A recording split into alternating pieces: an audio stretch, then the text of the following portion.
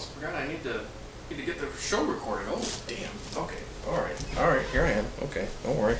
Here we go. Okay. I'm going to sit down. All right. Sit down here. Sit up straight. Okay. Recorder's going. The microphone's in. Camera's on. That's on. Got my agenda. Okay. I think I'm ready to start the show, right? Why do I feel like I'm forgetting something, though? What am I forgetting? I forgot to do the clap. Okay. Ready? Okay.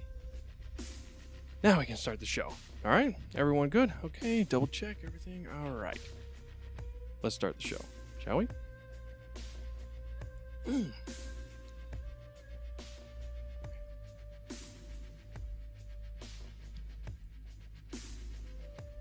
Konnichiwa. Minasan, genki desu ka? Welcome once again, everyone, to another episode of The Road to Japan. My name is Nico. I will be your host, as usual. And as per usual now, I just want to remind you all that you can check the show out on YouTube. Just go to youtube.com and search for The Road to Japan, or you can simply go to theroadtojapan.com/YouTube and find all the videos there, including the last episode. So, where shall we begin? Well, I have a bit of a smaller agenda this time, so this may end up being a little bit of a shorter show. I don't know. I'm still getting used to this whole, doing the show for YouTube thing, and I'm trying my best to, when I make the agenda, to divide it up equally so that, the sections that go out on YouTube are equally divided and, a relatively decent amount of time per segment. So, we'll have to just wait and see how this goes. So, to begin, I don't know. I feel a little bit rejuvenated this time. Or I should say, rejuvenated this week because, to begin, I went to my usual class session for my history class, and I the class went through as normal, but what was interesting is that as I was leaving the class, I ended up getting into a short conversation with a couple of fellow students, and it was just exciting to discover that there are students out there like myself, that really want to try hard, that don't necessarily see college as some sort of excuse to just, I don't know, party or something like that. It's hard to explain, but I mean, when I originally entered college, this was intended to be purely for academics. I wasn't really interested in doing like I don't even know what you would call it, like the frat boy thing or something, because to be honest, I don't even know really how it works. I mean, that may make me sound lame, but I really just want to get as much as I can out of this education that I am paying for, so it was really exciting to discover that, there are people out there like me that wish to, just increase their I guess intellectual potential. I'm not really sure how to word that, but they basically just want to give it their all as they're also going through college. So of course, I mentioned that I do the show, so perhaps that person's watching. I don't know. If so, hello. But yeah, it was very exciting. Like I was pretty much exhausted the whole day. But after that conversation, I was, I just had like this adrenaline flowing just because, it was exciting to find out that there are others like me. So, I mean, that's, part of why I'm doing all this, especially why I'm doing the show on YouTube now, because I'm also surprised at the people that the show is now reaching. Well, I mean, I should say that the show, was reaching people, but it was only in the podcast form, and maybe it was because like now there's an image to look at while the show is going on, and because, like I said, now the show is in smaller segments that perhaps it's a little bit more digestible, I guess.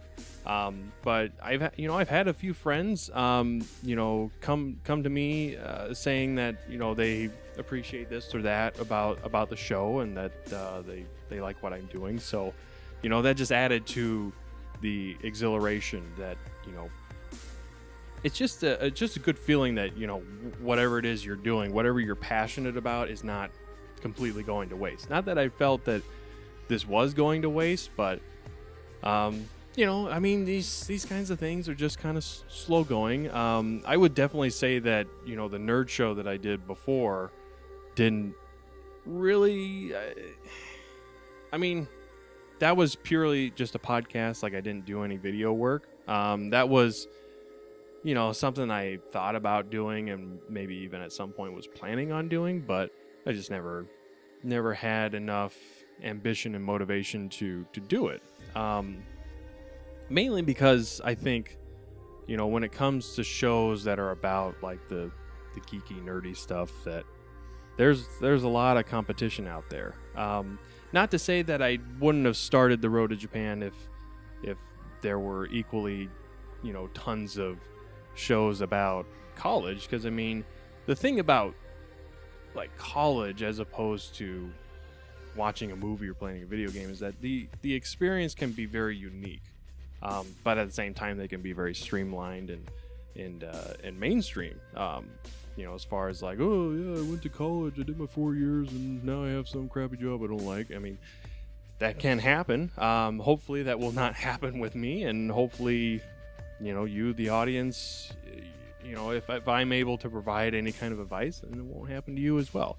I'm not saying that I'm some kind of advisor or life advisor or whatever, but I'm hoping that by sharing my experiences, and like I said, eventually sharing the experiences of other people, that it will eventually help those that watch, and maybe enhance their own experiences, maybe give them ideas for things that they hadn't thought of before, just stuff like that.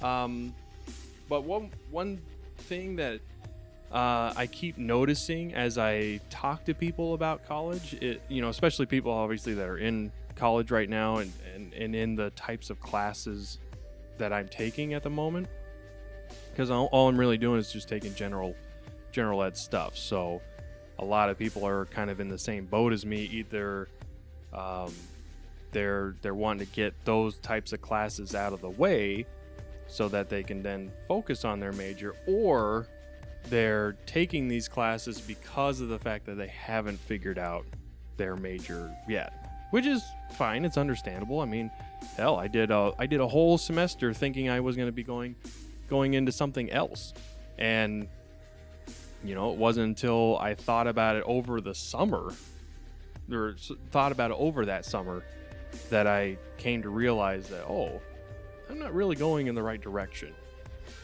Not to say that IT is a bad idea or anything like that. If people out there want to go into an IT program, it's a very good career.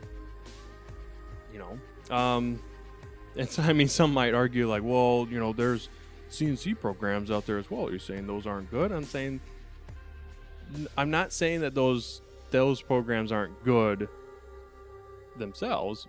I'm just saying that they wouldn't be good for me. Like, it's just not the type of, I don't know, life that I want to live.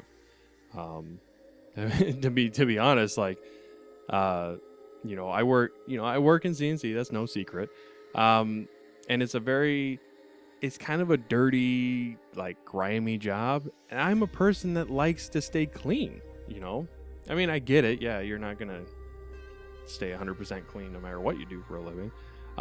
But it's like, I get my my hands all dirty and grimy and nasty and stuff, and I hate that. Like I wouldn't say I'm OCD, but I do, wash my hands pretty frequently just because of the materials and substances that I got to deal with. It's just, and it can be a nasty, and it gets all over your clothing and stuff. Like I actually keep my clothing kind of separated, meaning like I have work clothes and then I have like non-work clothes. Like what you see, this shirt I'm wearing right now, I would never wear it to work because like I just feel that it gets, I don't even know what you want to call it, like tainted, I guess. Like it has the potential to get stained or burned, or it just develops like this kind of weird odor, like if you're continuously doing the same kind of stuff and dealing with the same types of things and materials and substances, as I've said before. And it just kind of wears it down. I mean, obviously, typical wear and tear is going to do that anyway, but my job seems to accelerate that. So I don't know. It's just probably some weird little thing about me personally, not necessarily. I mean, as far as I know, I don't think other people really do that in my line of work. Like they consider it to be all the same to them. But they might also live a lifestyle where they may do that in their off time as well, like, work on cars or carpentry or something, or, they go do things like, building a deck or a driveway or whatever. I don't know. I'm kind of just starting to talk out of my ass here. So let's, kind of steer it back into the college realm. So what I was getting at with talking about, the fact that people maybe in the classes like me right now, because they don't know their major, the piece of advice I would give is to, put some thought into what it is you really enjoy doing. And I mean, it's hard to give examples because I mean, to someone like me thinking about how someone determines that they want to be an accountant for, their career. I don't see how. I couldn't process how that train of thought leads to someone saying, I want to be an accountant. But I guess like if for that example, if you like working with numbers, if you get a kick out of doing your taxes or something, I don't really know. But like using myself as an example, like I usually do, because I'm the only one here. Japanese, I just really gravitated towards wanting to learn Japanese. And I mean languages in general, but Japanese is like the one I really like to focus on. It just seems to be, to me, a fascinating subject, and it expands beyond just the language. Like I like the culture, I like, the way the people are, even though I honestly haven't really interacted with a ton of Japanese people. I mean, I have interacted with some. Most of them are online, just because, obviously there's a large, physical distance between the two countries. But, and I mean, I don't think I have yet to see a Japanese person in Wisconsin, or at least the Milwaukee area. That could just be because I haven't gone to the right place or something. I don't know. And I'm sure they exist here as well. I just seen that I saw more when I was in Oregon. And that could be because a lot of times when people are flying in from Japan, they fly into Seattle, and then it's not a very far drive down south. If you want to continue your touristy things, Portland is a decent place to check out.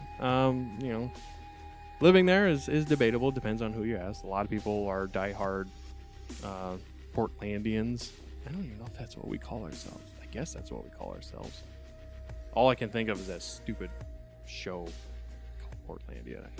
I hate that show. I hate that show because there are elements of it that are true. So then it, now when I say like, yeah, I'm from Portland. Oh, like that show, right? Yeah, kind of like the show, It's just kind of annoying. So anyway, figure out what it is you enjoy doing, and then try to form to try to figure out your major around that. I mean, as I'm saying that, it sounds like a very, very simple task, but sometimes you just got to wait for it to beat you over the head with it. Again, going back to my example, with me, like it wasn't until I saw a friend of mine doing exactly what it was I should have been focusing on the entire time. Honestly, if I had known that when I was getting ready to register and everything, yeah, it would have been an easy, no brainer. But I just, like I said, I kind of forgot about it. And it wasn't until my friend was like, okay, I'm going to Sapporo to go teach English and all that. And I'm like, oh, duh. Yeah, let's go back to the whole Japanese thing. And I mean, I'll be honest, the reason I entered college was to get out of CNC as quickly as possible, which I've already gone over this on previous episodes, but I'm willing to stick it out a bit longer to make this my ultimate goal, because it's just worth it to me. And that's the kind of stuff you gotta weigh when you're thinking about things like this. Continuing on, as I was one other thing, I was talking with this other student that was kind of in my realm of the liking and appreciating the college experience. It was interesting because they told me how they sometimes have to dumb things down for people, and I mean, I really hope this doesn't come across as like some kind of elitist or pompous comment, but it's like, in a lot of ways, I kind of feel the same. Now, this is it's not me saying that I'm smarter than people or I'm better than people, but it's like there are kind of a rare selection of people that I can have like really good, thorough conversations with. I mean, I can converse with just about anyone. I mean, I can BS about gas prices for 5 minutes, because it seems like that's the kind of stuff that people usually are more interested in, or going to a concert or something, or whatever. But like it immediately made me think of the shop mentality, where I work, because I work in a shop, factory, and a lot of those kind of stereotypes, I suppose. I don't even know if you would call them stereotypes, but those predispositions that people have towards those that work in a factory or shop setting are kind of accurate. I mean, there are, don't get me wrong, there are smart people that are in my line of work, but there are not so bright people also in my line of work. I would say that some of them, hell, I've worked with people that didn't even finish high school. This is just the type of work that those people end up doing, because they didn't get a complete education, or they didn't continue their education. Like that's pretty much where I got stuck, because all I was a high school graduate. There's a lot of jobs that are closed off to you until you have a college degree, which I was explaining this to a friend of mine the other day, saying how I feel like I'm stuck in between clubs and neither club is inviting me, because I feel like the people in the shop or factory club, where which is based around where I work 5 days a week, they look at me as like, oh, and please understand, this is personal opinion. This is not, I'm not basing this on any sort of fact or anything like that. This is just it's pretty much how I feel towards it. But it feels like they look at me as if like I'm some kind of traitor. And that's just the best way I can explain it. It's like I get this feeling that they view me as like someone who's in, full intention is to leave and never come back, and they feel like it's some sort of betrayal, I guess. It's hard to explain, but that's just how I kind of feel about it. And on the other end, the position, the stuff, the types of jobs that I'd rather get, that require me to use this a little bit more than these is, also closed off to me. And like, I'm not invited to that club either because of the fact that I don't have a piece of paper saying that I'm smart. Because that's, in the end, that's how I view a college degree, is just a piece of paper saying you're smart. And, well, I should say smart and willing to put in the work, and if you have different opinions about that, you can write them in the comments, or you can email, tweet, Facebook, all the same stuff that I keep mentioning every show.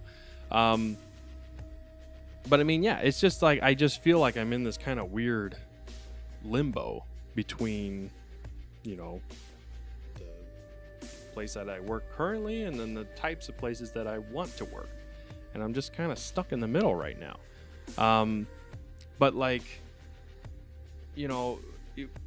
continuing with like, the type of dumbing it down, I have an example at least of what I'm sort of getting at, is that these types of people are not really interested usually. I'm not saying this is everybody. This is like a majority kind of more opinion here. But the majority of these people are not, I don't even know how to say it, like cultured, I guess, or open-minded to culture, and learning about other cultures and whatnot. Basically, if it isn't American and doesn't have an American flag on it, they don't necessarily care.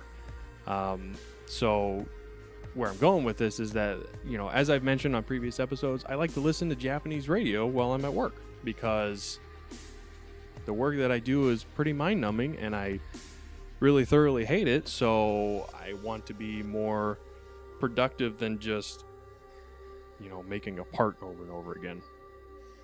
So what I choose to do is I try to learn while I'm working. And, there have been more than a couple times where, because I kind of float around to different areas in the shop. Sometimes the workload in the CNC department is a bit low, so they might put me somewhere else, somewhere else that might need my help. So in a lot of ways, they consider me a floater, not just directly a machinist, because I can go to other areas and I'm easy to train and all that. But all my stuff, my speaker and the iPod I use to listen to the radio and all that, it's all kept in my toolbox, and my toolbox is portable, so it comes with me everywhere. So I'm always listening to the radio no matter where I am. And a lot of times I will get a coworker sitting next to me or working next to me, and they're just so close-minded. They're not even willing to ask what it is that I'm listening to. They immediately just go straight to, and I'm going to cuss here because this is just the language of the shop, but they just immediately go straight to, what is that shit? What is that shit that I'm listening to? Why am I hearing that shit? And like they don't even bother to say like, oh, that sounds like that's in another language. What language is that? I think I've had like one person ask that, and that's that. But just I get hey, what is that shit? Or could you turn that shit down? Because they don't want to hear it. Which, I get it if you don't want to hear just anything, even if I was playing the regular radio. But like deep down, I feel like if I was just listening to a regular Milwaukee radio station, they would not have any complaints, because they'd be hearing everything in English. They wouldn't be hearing, they'd be hearing the same old commercials that they're used to hearing and things like that. And because it's different, because what I listen to is different, they're against it and they don't like it because it's different, because it's not American. And I would say that like half the time, like their opinions will change when I explain what it is I'm listening to and why I'm listening to it. Other times, you know, it if anything, it just makes it worse. Because they're like, well, that's not American. Why wouldn't you listen to American things? Now, granted that nobody said that exactly, but like you can just tell when they're speaking with you that that's how they feel. That they're just so hopelessly devoted to being an American patriot that anything that's not American ain't cool. You know, and I mean, some people are more open-minded about it. There are even a couple, you know, that I work with that even check out the show. I wouldn't say they're consistent listeners, but every now and then they might check out an episode or whatever. And I'm grateful for that. So there's that. But it's just like another motivating factor for me to want to get out of this industry, because there are so many, I don't know, culturally ignorant people. And, you know, typically with ignorance or even, you know, uneducated people, you can usually fix that. You can teach them something, and then they'll learn about it, and then they will be more understanding of things. But I mean, over the years that I've been doing what I do for a living, there are a lot of people that just aren't interested. They refuse to learn anything. And I mean, I'm more than willing to teach them and show them and give them examples and everything, and they just don't care. And it's like those types of people are not the ones that I want to interact with, because to me, they've given up already. They don't necessarily care, and I feel a lot of times that's why they end up in jobs like this. You know, they just don't care. They've accepted the fact that they're just going to be doing this the rest of their lives, and that there's no point to learning this or that or the other, and they just kind of quit and give up.